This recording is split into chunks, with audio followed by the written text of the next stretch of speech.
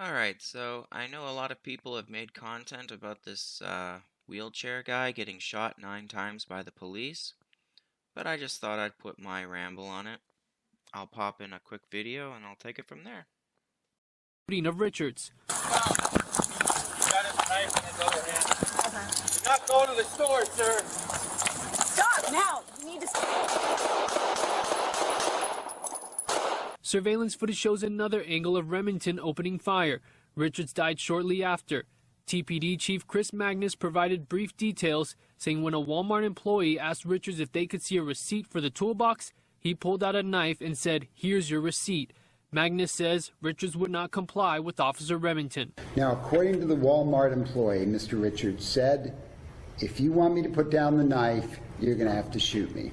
Eventually, Remington fired 9 rounds. Officer Remington fired 9 rounds, striking him in the back and side. Remington has been with the Tucson Police Department for 4 years, terminated today. His use of deadly force in this incident is a clear violation of department policy and directly contradicts multiple aspects of our use of force and training.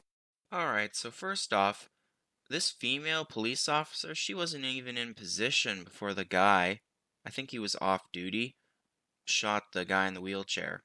She hadn't even finished talking before the guy opened fire, at least in my opinion anyway. Now, he shot him 9 times. Here's the question. From this picture, the guy in the wheelchair, the back of the wheelchair is facing the cops. Why didn't they just grab him from the back of the shoulder and just put his arms around the back of the wheelchair? I mean, that would have worked because the guy's in a wheelchair. He can't do anything if you come at him from behind. But maybe that's just me?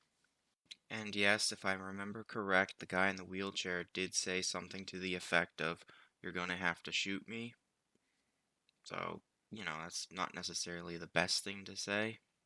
Now, I'm not too sure, but that woman in the corner there with her hands in front of her face, how safe is she from the police officer who just shot 9 rounds?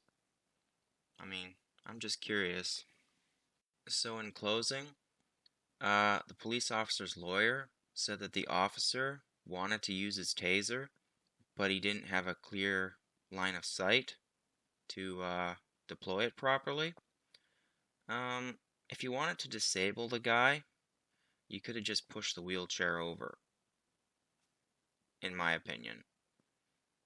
And they also listed all the criminal records of the guy in the wheelchair. In my opinion, that doesn't make any difference, because like I said in the beginning, they could have just grabbed him from behind and put his arms behind his wheelchair, and there would be nothing he could do about it. In my opinion, of course. Well, that's it for my little ramble. Take care.